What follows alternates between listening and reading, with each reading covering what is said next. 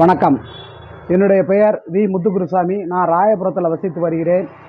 நானும் என்னுடைய நண்பர் செல்வராஜ் டோல்கேட்டில் அவர் இருக்கிறார். அவரும் நானும் சென்னை கும்மாளம்மன் கோவில் தெருவில் பத்திரிகை அலுவலகம் நடத்தி வந்தேன். அதில் தான் இந்த காகித வியாபாரமும் செய்து வருகிறோம். இந்த நிலையில் 2021 நண்பர் செல்வராஜ் இறந்து விட்டார். இதனால் அவருடைய வாரிசுதாரர்களான செல்வராஜின் மனைவி கிறிஸ்டினா, அவருடைய பிள்ளைகள் சைனி கரோலின், ஹெப்பின் பால், டபோர் ஆகியோரிடம் கணக்கு வழக்குகளை எல்லாம் ஒப்படைத்து முடித்து விட்டோம். அதில் அவர் கேட்ட தொகையான மொத்தம் 55 லட்சம் ரூபாய்க்கு மேல் அவர்கள் கேட்டிருந்தார்கள். அதையும் கொடுத்து விட்டேன். இந்த இடத்தை அந்த சொத்தை பிரிப்பது, அந்த இடம் அது 1 கிரவுண்ட் இடம். அதை 2 பேருக்கும் சொந்தமானது. ஆகையால் அதை சரிசமமாக பிரித்து கொள்வது என்று முடிவு செய்தோம். அதற்காக நடுவில் ஒரு சுவர் எழுப்பி அதை சரிசமமாக பிரித்து கொள்ள முடிவு செய்யப்பட்டது.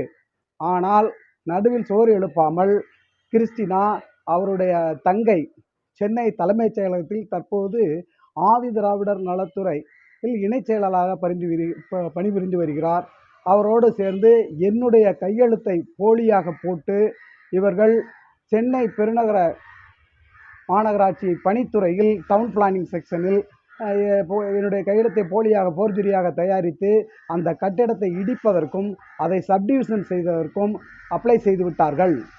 இதற்காக அவர்கள் சென்னை மாநகராட்சியும் அந்த மனுவை ஏற்று டிமாண்ட் அட்வைஸ் அனுப்பிவிட்டார்கள். இந்த டிமாண்ட் அட்வைஸ் கிறிஸ்டினா வீட்டிற்கே அனுப்பப்பட்டது. கிறிஸ்டினா என்னிடம் தொடர்பு கொண்டு இந்த கட்டிடத்தை இடிப்பதற்கு முடிவு செய்யப்பட்டது என்று கூறிய போது, அதற்கு உடனடியாக நான் சென்னை மாநகராட்சியிடம் ஆட்சேபனை மனு தெரிவித்ததில் அவர்கள் அந்த கட்டடத்தை இடிப்பதை நிறுத்திவிட்டார்கள்.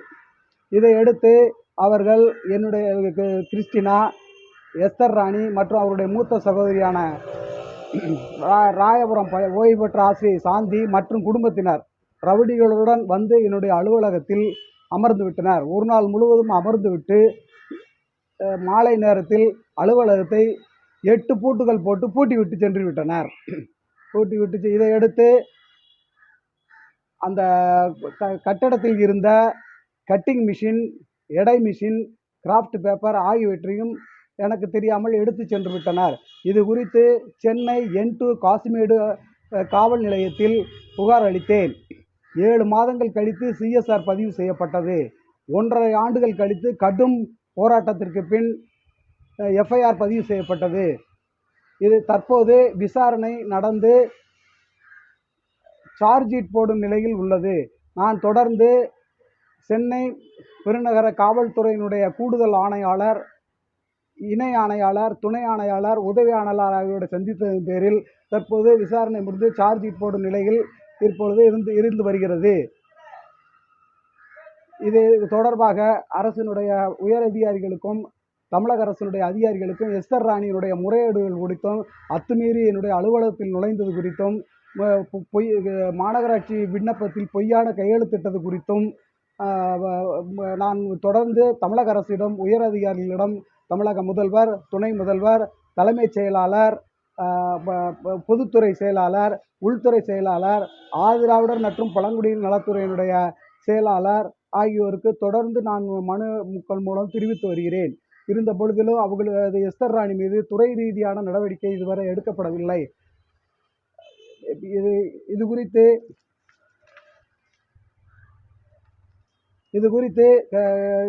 காவல் நிலையத்தில் பெருநகர மாநகராட்சியினுடைய லைசன்ஸ் சர்வேயர் பாலாஜி என்பவர் விளக்கமளித்துள்ளார்.